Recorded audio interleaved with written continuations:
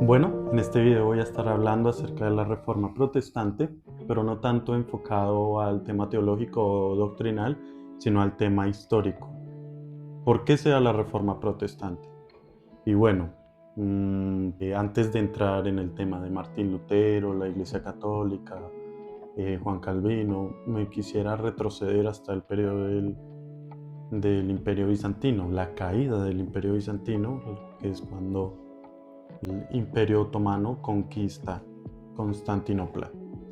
Y bueno, ¿por qué me retrocedo hasta allá? Porque en cierta manera tiene influencia. Constantinopla es la capital, la ciudad más poblada del Imperio Bizantino, que había gobernado desde el 353 por el emperador Constantino, y comienza su historia y siempre había sido sede del cristianismo.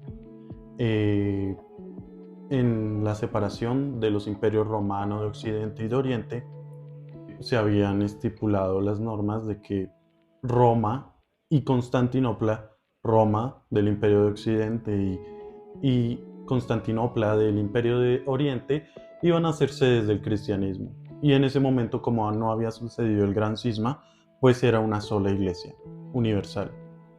¿Qué pasa? Que bueno, en el 1054, en el siglo XI, ocurre el gran cisma, la primera gran división de la iglesia. La iglesia católica y la iglesia ortodoxa se dividen.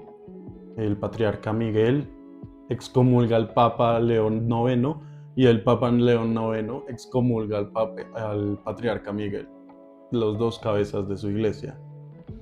¿Qué pasa con esto? Bueno, sí, se separan por más motivos políticos que teológicos, aunque sí hay diferencias entre las dos, diferencias doctrinales, pero lo estaremos hablando en otro video. Pero en lo que me quiero centrar es que desde el 1054 pues ya no era una sola iglesia universal, pero se seguían manteniendo buena relación. Es decir, la iglesia católica reconocía el cristianismo de la iglesia ortodoxa y viceversa. ¿Qué pasa?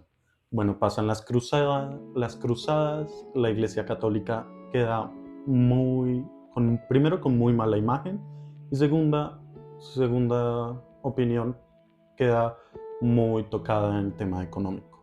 Entonces ahí ya comenzamos a ver el tema económico como una problemática dentro de la Iglesia Católica. Las cruzadas no dejaron bien a la Iglesia Católica. Pero bueno, volviendo a la caída de Constantinopla en el 1453 por el Imperio Otomano, por el sultán Mehmed II, él veía como deber religioso, al ser defensor del Islam, conquistar Constantinopla, una de las sedes históricas del cristianismo. Y pues no es solo conquistar la ciudad, sino conquistar Constantinopla suponía dar caída al Imperio Bizantino. El 29 de mayo de 1453, el Imperio Otomano, después de varias veces de haberlo intentado, porque Constantinopla era una ciudad muy bien defendida, resistió 22 ataques a lo largo de su historia, casi 1000 años de historia, y resistió 22 ataques, en su mayoría del Imperio Otomano, pero también de los hunos y otros imperios. El tema, que en la caída de Constantinopla y el Imperio Bizantino quedan en manos del Islam. Es decir, lo que hoy conocemos como Turquía y parte de Grecia cae en manos del Islam. El Imperio Bizantino deja de ser un territorio cristiano y cae en manos del Islam. La Iglesia Ortodoxa de Constantinopla se tumba y se construye la mezquita de Santa Sofía. El sultán Mehmed II cumple su propósito de esparcir, uno de sus propósitos, de esparcir el Islam por el mundo. Al ver esto, la Iglesia Católica pues que ya no viene con muy buena imagen después de las cruzadas, pues queda también un poco asustada con el avance territorial del Islam que ya está tocando Europa, porque ya Constantinopla es lo que hoy conocemos como Estambul en Turquía, ya es Europa. Entonces, la Iglesia Católica se encarga de fortalecer su imagen como insignia de la cristiandad en Europa y en fortalecer la imagen del Papa, en situarlo como cabeza universal del cristianismo. Si bien ese siempre ha sido uno de sus conceptos, la Iglesia Católica después de la caída de Constantinopla se encarga un poco de fortalecer al Papa. Entonces los reyes de Europa empiezan a trabajar en conjunto para fortalecerse políticamente y fortalecer su imagen religiosa también, es decir, al catolicismo, por consiguiente al Papa. Bueno, esto fue en el 1453 y en las siguientes décadas pues se intentó fortalecer a la Iglesia católica. No tuvieron muy buena imagen con el Papa, ponía a miembros de su familia dentro del papado y dentro del concilio católico. Y también existían rumores de aventuras extramatrimoniales. Entonces estos rumores, estas noticias del Papa no ayudaban a la imagen de la Iglesia Católica. Llega el 1517. Se impone por una bula del Papa León X las indulgencias, las famosas indulgencias, que dentro del concepto decir, como lo veían los católicos, se explica de la siguiente manera. Los pecados que no se lograban limpiar dentro de la vida terrenal de un ser humano recaían dentro del reo en el purgatorio. Esta alma, este reo, pasaba 7 años en el purgatorio en un proceso de santificación de estos pecados que no pudo limpiar por medio del sacramento de la penitencia. Y lo que pasa es que al cumplirse este proceso de santificación, estos 7 años en el purgatorio, esa alma podía entrar al reino de los cielos si lograba ese proceso o caer al infierno como si no lo lograba. ¿Qué pasa? Las indulgencias eran un certificado que impartía la Iglesia Católica en confirmar al reo su entrada al reino de los cielos. Es decir, un ejemplo, una chica se acercaba al obispo de su iglesia y la chica le planteaba como ejemplo, padre, obispo, mi padre se murió y en el momento de su sepultura nos dimos cuenta que tenía otra familia, con otra mujer, con otros hijos. Entonces vengo a comprar la indulgencia de mi padre sobre el pecado del adulterio. Entonces ella compraba la indulgencia de su papá. Entonces el obispo, cardenal, monje certificaba en un papel que su papá iba a lograr limpiar su pecado en el tiempo del purgatorio para poder entrar al cielo. Era como un certificado de entrada al cielo. ¿Qué pasa? Que obviamente este certificado se hizo muy popular, porque ¿qué ser humano no quiere la salvación? Y de la manera más fácil. Pero las indulgencias se empezaron a comprar entonces ya no solo para las personas que habían fallecido, sino ahora los mismos vivos. Es decir, la chica compraba la indulgencia para su padre, pero ella decía, no, pero pues yo también voy a comprar la mía por si hay un pecado que no logro limpiar, pues ya tengo el certificado de que puedo entrar al cielo después de un periodo de santificación en el purgatorio. Obviamente esto no se encuentra en ningún lado de la Biblia. Entonces, bueno, León X, el Papa, saca la bula de este nuevo decreto de las indulgencias, lo que ahora tenía que hacer la Iglesia Católica, certificar esto, y pues no se vio muy bien visto por varios cardenales, varios monjes, varios obispos, entre ellos Martín Lutero. Pero Martín Lutero en ese momento no quiso dar ese primer paso de revolución, sino que pensó primero en ir a hablar con Roma.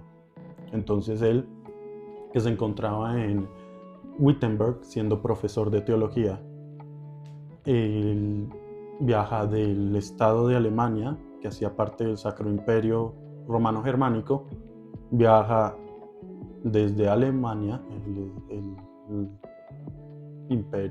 nación de Alemania, porque no era el país de Alemania que conocemos, sino que el Sacro Imperio Romano Germánico estaba compuesto por diferentes pequeñas naciones, pero en un momento voy a estar tocando ese tema, porque a veces decimos, no, Martín Lutero era de Alemania, sí, pero no del país de Alemania, sino del,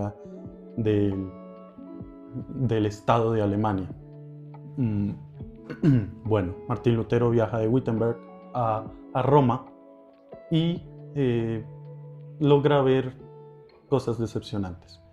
Logra ver la construcción de la Basílica de San Pedro, que si hoy en el siglo XXI nos logra impresionar por su arquitectura, pues cómo será para una persona campesina de Alemania en el siglo XVI. Obviamente lo impresionó, pero a la vez lo decepcionó, porque logró dar cuenta que todo ese dinero que se estaba recaudando de las indulgencias se estaba destinando para propósitos materiales, es decir, para una imagen, para una fachada, para la vanidad.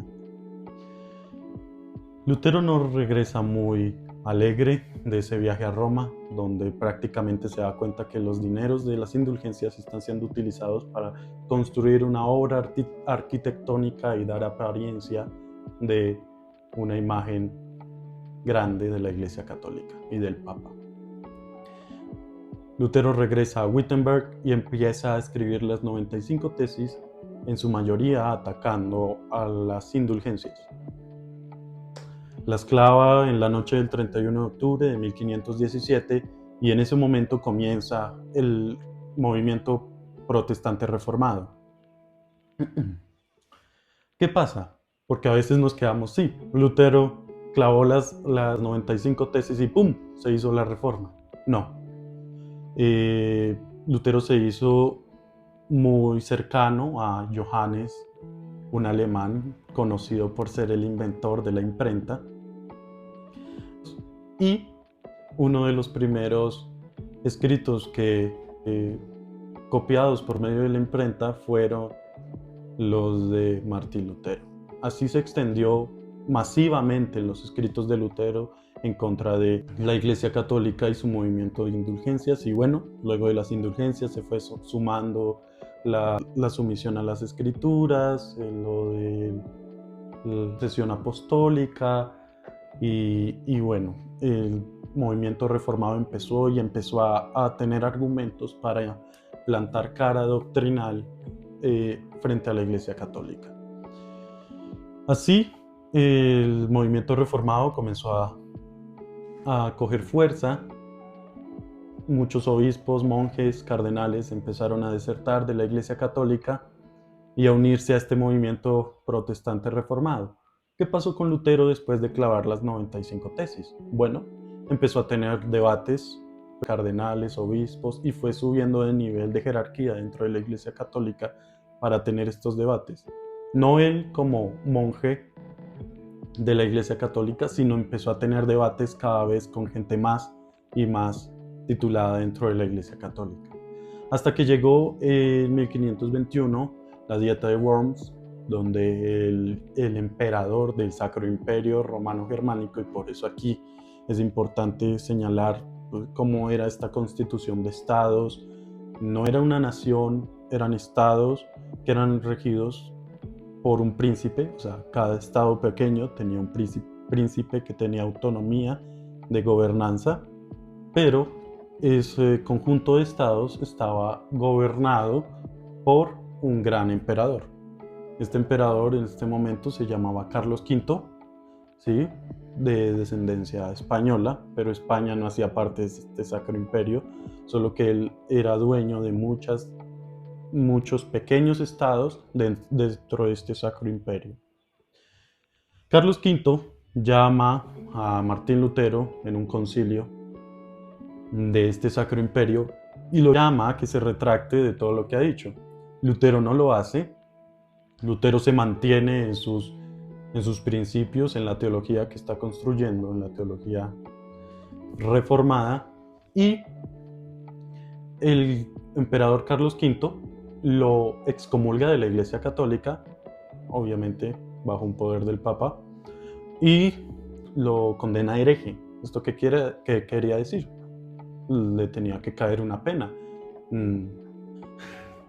Lutero, al ser excomulgado y condenado hereje por Carlos V, el emperador del Sacro Imperio, es protegido por uno de los electores, uno de los príncipes de estos pequeños estados, especialmente, más detalladamente, del estado de Sajonia. Es decir, cada estado tenía su príncipe. Estos príncipes tenían el derecho a votar a un gran emperador. Entonces el príncipe de un pequeño estado contradice lo que dice el gran emperador. ¿Y qué pasa? Federico III de Sajonia protege a Lutero, a Martín Lutero. Si bien no podemos averiguar si creyendo o no la teología de Lutero, la teología reformada, pero también había un poco de influencia política, porque el emperador del Sacro Imperio compartía poder con el Papa. Y eso a veces no gustaba porque se caía en el pensamiento de que si podemos elegir al gran emperador, ¿por qué no vamos a poder elegir al otro gobernante que tiene poder sobre esta nación? Un poco limitado, pero tiene influencia, que es el Papa. Entonces, esa influencia a Federico III de Sajonia también lo impulsó a proteger a Martín Lutero. ¿Qué pasa? Lutero empieza a escribir acerca de la Reforma protestante, empiezan a tener adeptos, uno de ellos Juan Calvino, un francés que se convence de la teología de Martín Lutero, estudiante de la Iglesia Católica, pero que deserta él mismo, él sí no fue excomulgado, él mismo se sale de la Iglesia Católica y empieza a tener unos escritos bastante poderosos e importantes en materia de la teología reformada. Empiezan a llegar otros padres de la Reforma, como lo son John Knox, Zwingli, estos sobre todo, estos cuatro tal vez los más significativos, y empiezan a tener influencia sus escritos y sus artículos acerca de la teología reformada. Tal vez el más importante, si bien el que comenzó la revolución fue Martín Lutero y sus escritos son muy buenos, el más importante en materia teológica y doctrinal es Juan Calvino. Juan Calvino instaura un sistema de gobierno plural que se llama presbiterio y lo llaman desde Ginebra, Suiza, a implantar este sistema de gobierno en Ginebra. ¿Qué pasa? El movimiento protestante reformado empieza a tomar mucha fuerza a expensas del decreto del emperador Carlos V, que ya no solo excomulgó y le dijo hereje a Lutero, sino que intentó frenar al movimiento protestante. No estuvo de acuerdo con el movimiento protestante y siguió en la tónica de proteger la imagen de la Iglesia Católica y del Papa. ¿Qué pasa? Que el movimiento protestante reformado se hace muy grande y en el 1555 tiene que sacar un decreto, el decreto de Habsburgo, donde le da la libertad religiosa a cada estado de creer lo que su rey príncipe crea. Es decir, que si el rey de Inglaterra era católico, Inglaterra era católico. Si el rey de Inglaterra era protestante, Inglaterra era protestante. Esta libertad religiosa, si bien le dio cabida al protestantismo, no rindió muy buenos frutos porque había muchos conflictos políticos entre estos pequeños estados y las otras naciones, porque Francia, Inglaterra y España no hacían parte de este Sacro Imperio, pero sí tenían afiliación a la Iglesia Católica. Al emperador Carlos V hacer este decreto, pues si bien le da libertad al protestantismo, trae muchos conflictos a Europa. Había muchas rencillas entre estas naciones y sirvió de excusa a la religión para comenzar conflictos y guerras. Esto no trajo muy buena imagen al protestantismo porque el protestantismo empezó a ser un movimiento violento, pero la Iglesia Católica también empezó a combatir y se empezaron a dar guerras en estas naciones. ¿Qué pasa? Que Enrique VIII, el rey de Inglaterra, no muy cuerdo que digamos, se quería divorciar porque su esposa no podía darle hijos, un heredero al trono, pero la Iglesia Católica no iba a ceder al divorcio del rey. ¿Qué pasa? Que el rey tenía aventuras con otras mujeres y una de estas mujeres, maravilladas con la idea protestante, pues le dice al rey Enrique VIII que la cabeza de la iglesia no propiamente tenía que ser el papa, sino que la idea protestante traía a la mesa que el rey de la nación podía ser también la cabeza de la iglesia. Pues como Enrique VIII estaba tan cuerdo, pues no dudó mucho en desligarse de la iglesia católica y crear la iglesia anglicana de Inglaterra. Al ser esta la iglesia de Inglaterra, el rey de Inglaterra era la cabeza de la iglesia anglicana y hasta el día de hoy la cabeza de la iglesia anglicana es el rey de Inglaterra. ¿Qué pasa? Que este es el primer paso a la creación de iglesias nacionales fuera del catolicismo. En Escocia la iglesia presbiteriana, en Alemania la iglesia luterana, la iglesia presbiteriana también tuvo su momento en Inglaterra, Francia se quedó con los católicos, aunque hubo mucho conflicto, mucha violencia. Los católicos y los protestantes eran bastante violentos en Francia, la iglesia católica en España y Portugal sí fue inamovible. ¿Y qué trae esto? Pues que al ser los primeros años del descubrimiento de América, comienza la migración de Europa, sobre todo de Inglaterra, Portugal y España, con sus iglesias a América. Portugal y España con la iglesia católica e Inglaterra con presbiterianos, anabaptistas y un poco de anglicanos. Los luteranos no mucho, se unen a esta migración a América para un proceso de evangelización que bueno, ya es otra etapa de la historia de la humanidad. Pero esta es la reforma protestante de manera histórica. En otro video estaremos hablando, bueno, qué es la reforma, qué es la teología reformada, que comparte cuáles son sus diferencias con otras denominaciones del cristianismo, con la iglesia católica, con la iglesia ortodoxa, con los judíos, con los musulmanes. Eso lo podemos estar hablando en otro video. Pero en términos generales, este es el movimiento reformado protestante del siglo XVI que comenzó el 31 de octubre de 1517 con Martín Lutero y desencadenó un progreso en la teología cristiana. Hasta pronto.